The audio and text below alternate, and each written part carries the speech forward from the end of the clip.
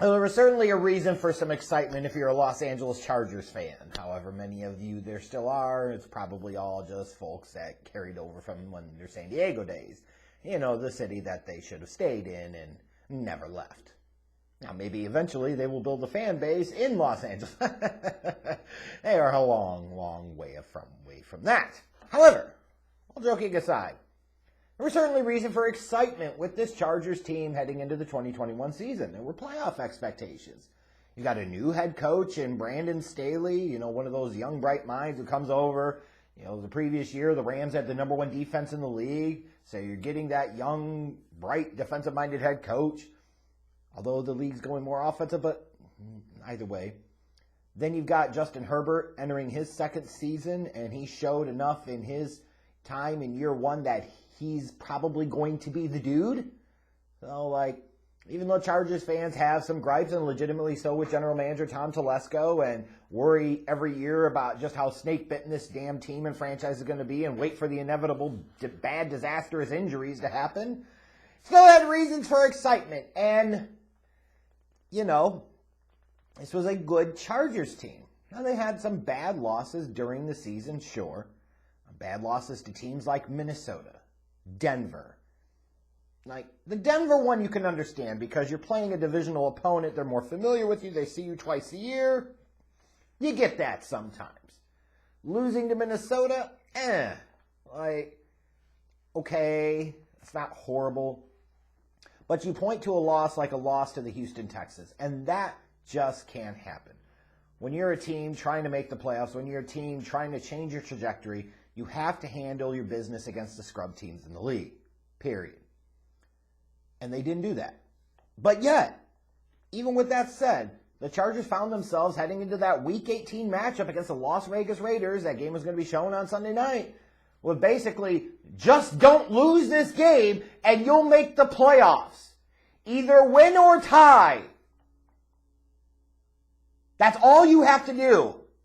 Easier said than done, granted, but Christ almighty, you saw it in that Week 18 Sunday night match. It was a classic game where Justin Herbert kept trying to bring this team back. And then in overtime, when it seemed like the Raiders may indeed not try the field goal and just run out the damn clock, there's Brandon Staley calling a fucking timeout. Well, what do you know?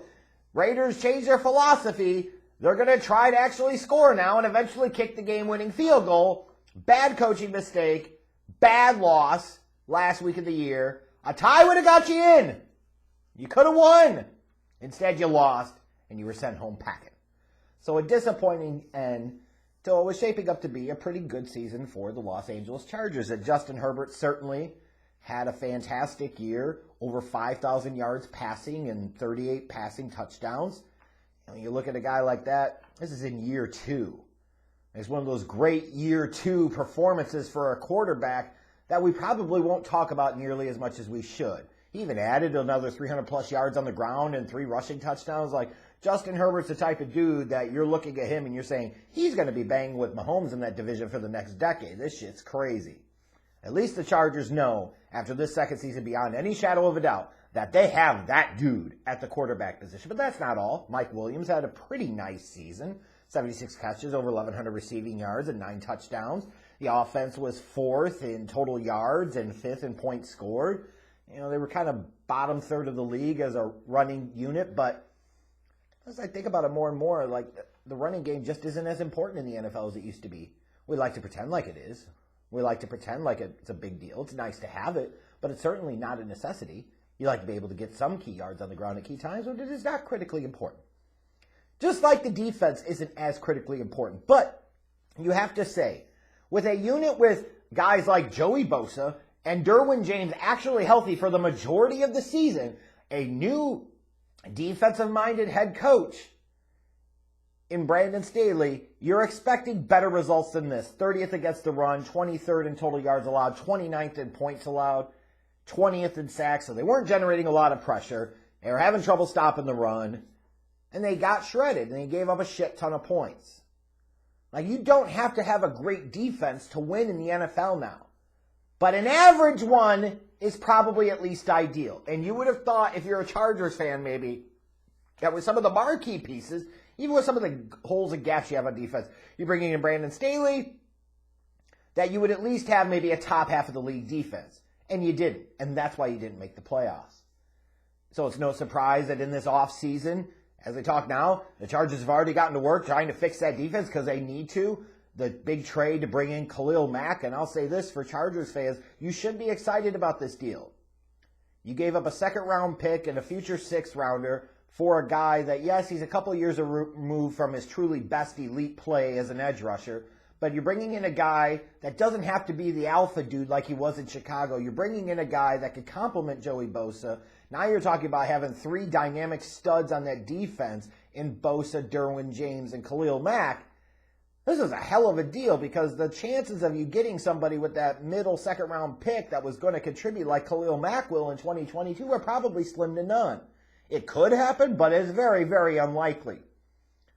So I applaud the Chargers for getting aggressive and understanding that they need to upgrade this defense and they need more pieces. And Brandon Staley needs more pieces in order to be able to get more out of this unit. And even with that trade now, still have about $20 million or so underneath the salary cap.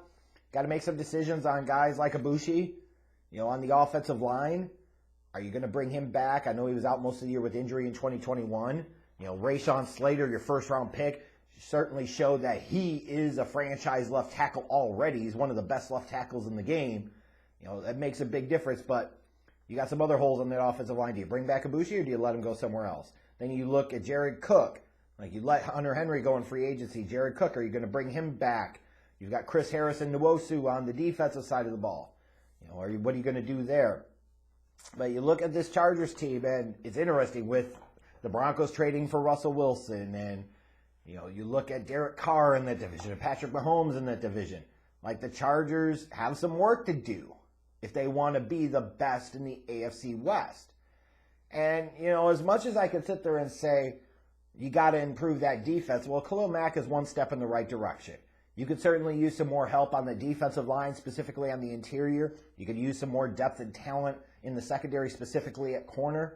But my opinion, they need to invest a little more in that offensive line, especially with how great Slater was as a rookie. Imagine if you could find another piece or two like that. If you're going to keep counting on Brian Bulaga to play a lot of games, you're just fooling yourself. Hence why he missed a good portion of the season due to injury. So I wouldn't be surprised if the Chargers invested a first-round pick potentially in a guy that could play right tackle. Because at the end of the day, you got to protect Herbert. At the end of the day, you only go as far as Herbert. And then maybe you invest somewhere in a day 3 pick on the interior line because you need to beef up there too. Just because you got one stud on the outside, you signed Corey Linsley in free agency last year, and he's a stud in the interior, it doesn't mean your work is done. Now, this Chargers team has some upside, and they're exciting. But they got to get more out of this defense in 2022. They've also got to do a little bit better job of protecting Justin Herbert. And if they do that, this team could be scary come next season.